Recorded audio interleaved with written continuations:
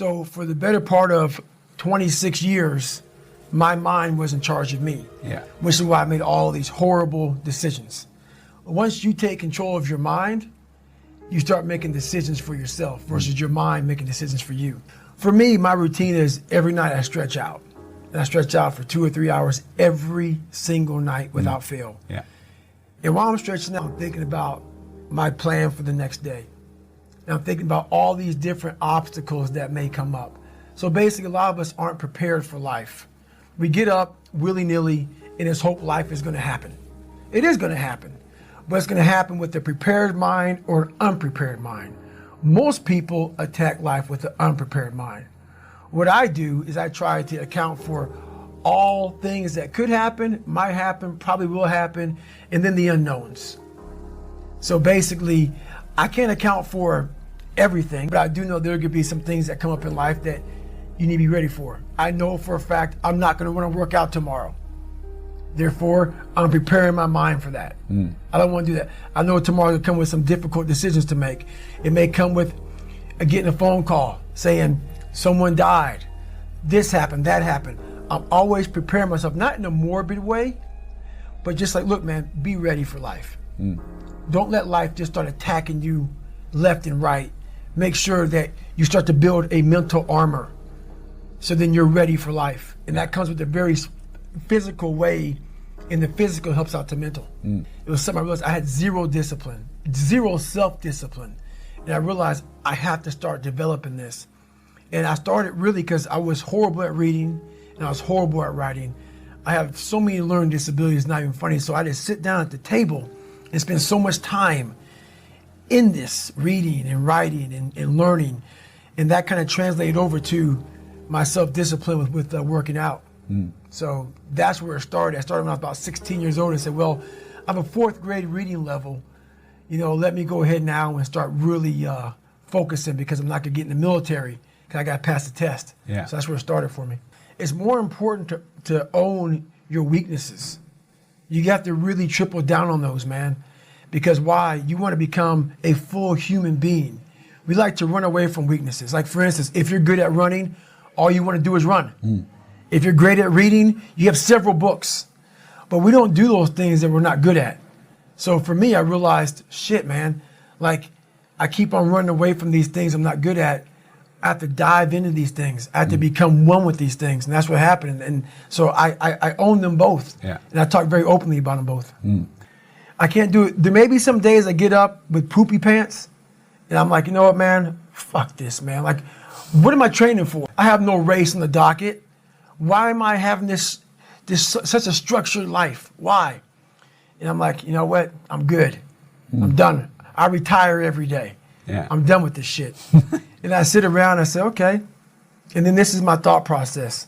So you want to be normal. So you just want to be like everybody else that roams the world, not knowing the power that's in them. Being fine with being mediocre. You want to go back to who you were, huh, David? And I'm like, fuck that, man. Not every day, it's those bad days. Yeah. It's those bad days. I see a whole bunch of people walking around out here who have no idea how talented they truly are. And I'm talking about talent, like some God-given ability. Talent that sometimes you have to hone, and you have to work on, and you have to harness yourself. And they just walk around just on their phones, just clueless to how powerful they are. The biggest thing you have to do is shut off technology. You have to go dark. And what I mean by that is you have to be quiet in your mind. Get away from people. We love being around people. We love talking. We love parties. We love all that shit. It's okay to be alone. It's also okay to be unhappy. It's okay to be unhappy sometimes, man. It's okay to say, you know what, man, I'm fucked up. So you gotta go to the truth first. Who are you? Get really accountable and say, okay, who am I? What's the truth about me? Get to that dark place in your mind. Figure out, it may take months, it may take years. Figure out your purpose. Figure out what you want to be in life. And then from there, okay, I have my purpose. It may take a long time. No one knows their purpose because it's too loud. Find your purpose. From there, all right, you got to start planning. People love the planning phase because it's very comfortable. Then from the planning phase, you got to go to execution. So the execution phase, what we all hate, because that's where the real work begins, and that's when the failure happens, and the failure. So, but that's kind of how you have to do it. Honestly, what's funny about this is people may hear all this and say, God, this guy's such a structured guy, talking about demons, getting over things. That sounds like his whole life. It's true, but I'm the most peaceful person on the planet Earth, even with like the conversation. I got to go to the gym. I have to do this, I have to do that. Every day I'm winning. Every day I'm winning the other voice in my head. So I'm at peace with myself. The things I do for fun are like me bettering myself. Yeah. I love sports. I love watching sports, but I also love accomplishing and overcoming myself every day, because every day is a battle. Every day is a battle because your mind wants to choose the path of least resistance every day. But you don't become better by ever doing that. You become normal. And I don't want to be normal. So it may not be a life for everybody, but I find a lot of peace in not being normal in my life. To be at the point of your life where you don't care about being judged. You can be in a room of 1 million people and they all hate you, and you walk in and you go like this. Not because you're angry at them, because you know yourself. Inside and out, and you know that you've put yourself through hell to be where you're at today. You've walked the walk, you've talked the talk, and you've walked the walk. And that's, to me, what it's all about. It's all about putting those boots on the ground and getting after it every day. And once you do that, you have a feeling about yourself that no one can ever take away or even understand. Yeah. Oh yeah, life beat me the fuck up bad. I mean, I was knocked out in the 12th round of a 15-round, heavyweight bout. I was knocked out. But what happened was, in the 12th round, when the challenger turned his back on me, I was getting the fuck up. And I got up and won the next 3 rounds and knocked that motherfucker out in the 15th round. So that's my mind about can't hurt me. I was hurt, man. Like, literally, I had to overcome so much those first 26 years of my life, and I still do every day today. It's not over. Nah. But the mentality of can't hurt me is just that. No matter what's in front of you, man, you have to face, you have to confront, you have to overcome and move forward.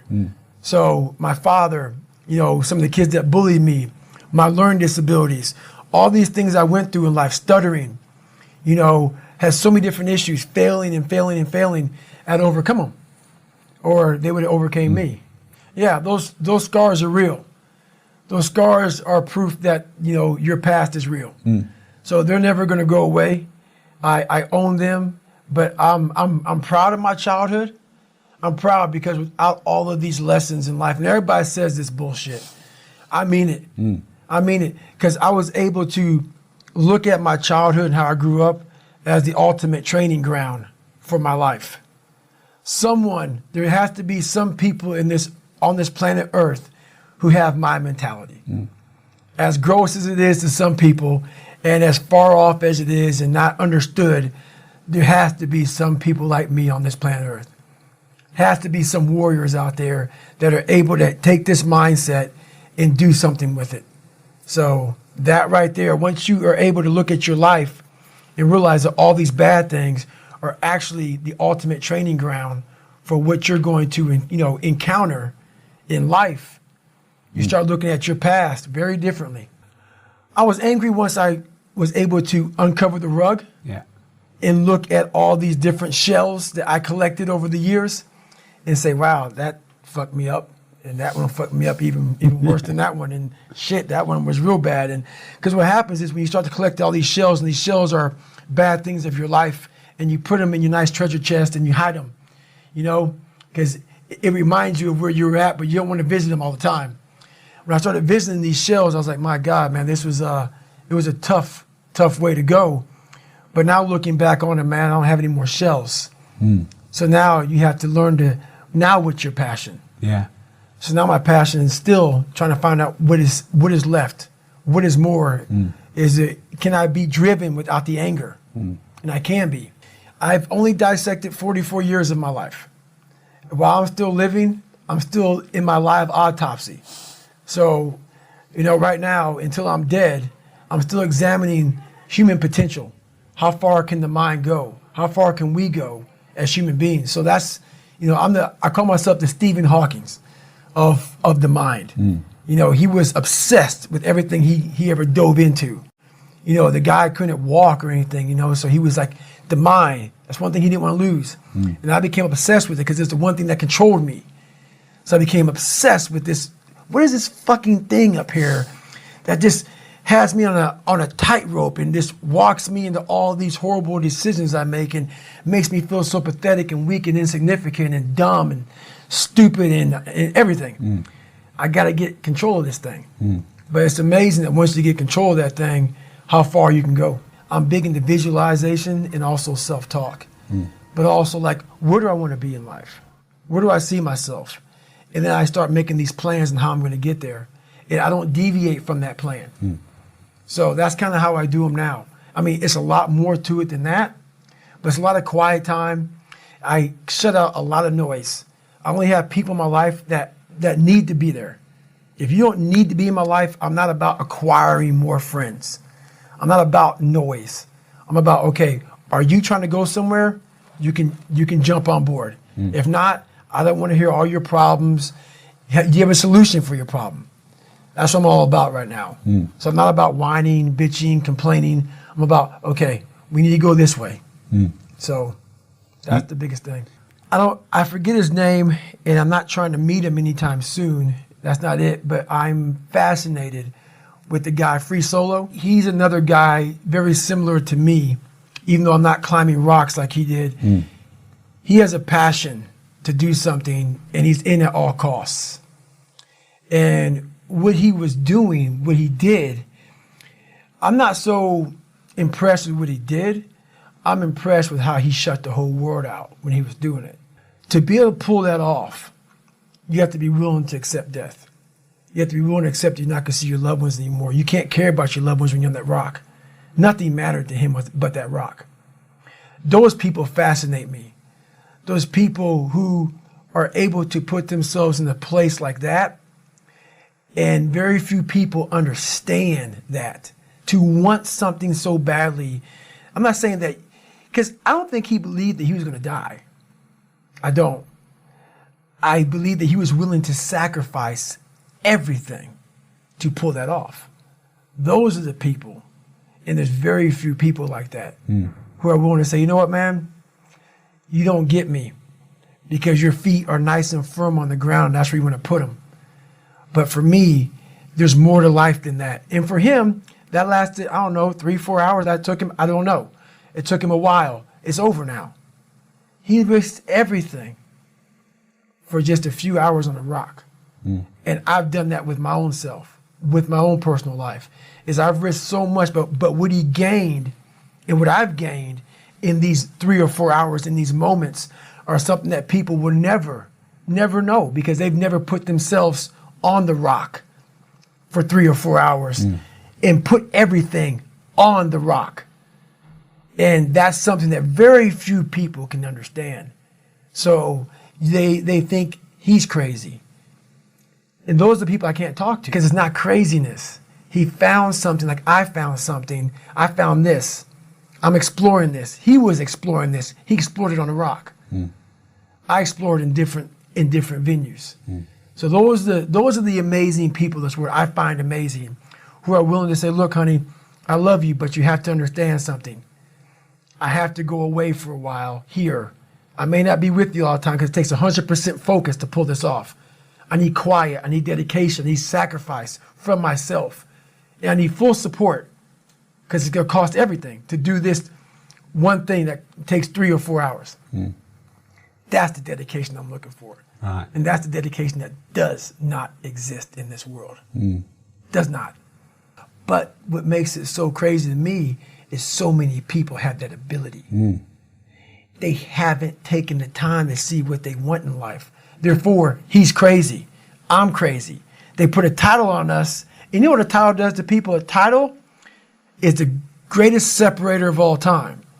It allows you to go away in your comfort zone saying, he's just nuts.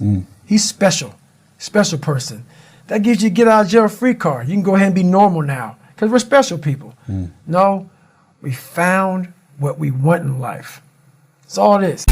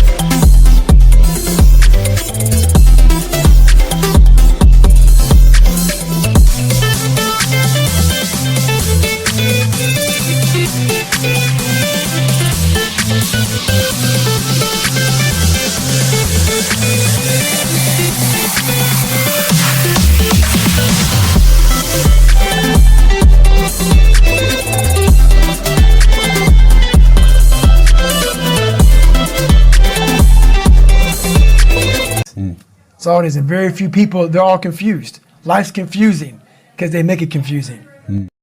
So in the first 100-mile race I did, I wasn't prepared for it. And I won't go deep into the story, but I detail it well in the book. Basically, I ran 101 miles in 19 hours and 6 minutes unprepared.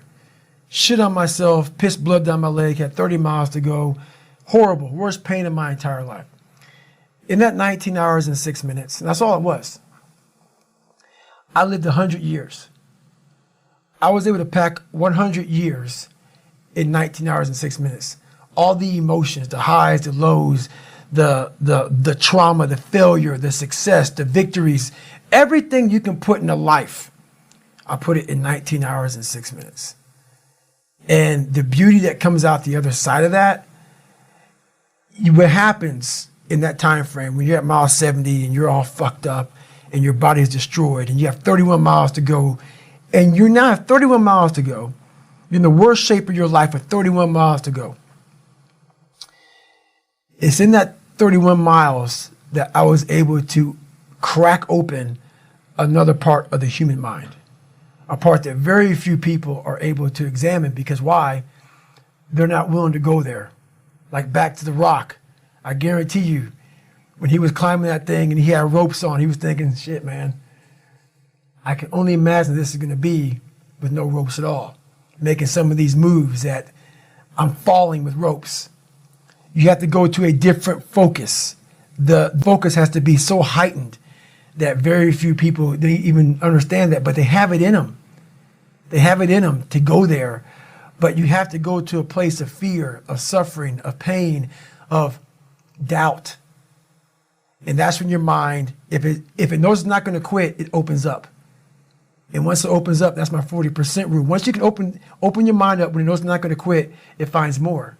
It finds more focus. It finds more power.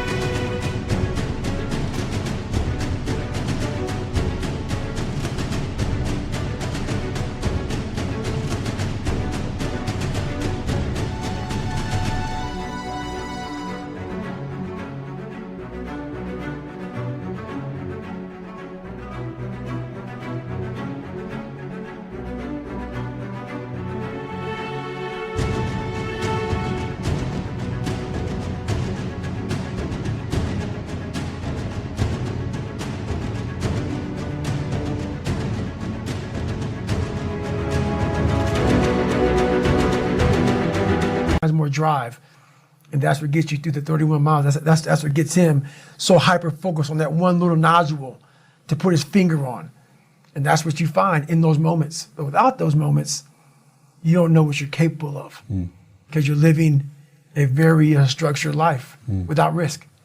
It's not addictive at all, because you don't want to live there, but it's definitely a place that makes you look at people very differently. Because once you see, it's different if I was born with a silver spoon and everything was given to me and life came easy. But knowing where I came from and where I'm at now, just because I was able to crack open a few more doors, that's what's disappointing for me, for other people. You know, so it's not that I want to live there. I know I can go there. And once again, I know other people can go there. So I guess that's the thing with me is I know I have the ability now to go to a place that's very, very hyper-focused, that I can accomplish some pretty amazing feats. Not because I'm amazing, because I allowed my mind to be open-minded for the possibilities of what can I achieve. Well, the thing about it is funny, man, all these catchphrases people always say, you know, failure is a part of life and failure is how you grow.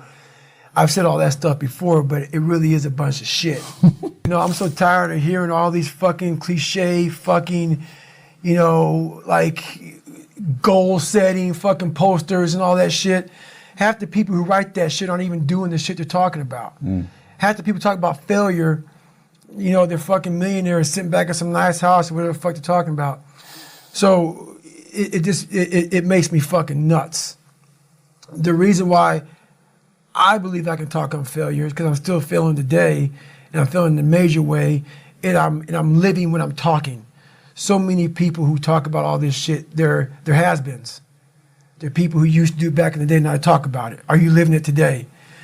So for me, failure is something that you should be afraid of. It should be afraid of, but that's why you should go out there and challenge yourself to fail. Because if you're not failing at something, that means you've set your goals to pass, to succeed at everything you do, which means you're not setting your goals high enough. So for me, okay, I'm gonna go out and break the Guinness Book of World Records for pull-ups. Lofty goal, which is why I failed it twice before I finally got it. I knew going into everything I've ever done in my life, Navy SEAL training 3 times before I got it. Everything I've ever done in my life took me 3 times before I got it. I knew that there was a huge possibility of failure. But what I gained from failure is this. When you see a movie and you watch a movie about a person who keeps failing, and at the end, they succeed, how do you feel after you watch that movie? Amazing, right? Yeah. I become the movie. I want to feel how I feel watching someone else in the movie. When I watched Rocky get his ass kicked and I watched all these different things of failure, I was able to put myself there and say, God, man, how much do you feel now that you finally got there? That's what failure has done to me. I've watched so many things and watched someone succeed at the end of it. It's like, God, I want to feel like that. But failure causes that one feeling. Without that failure involved, you don't have that feeling.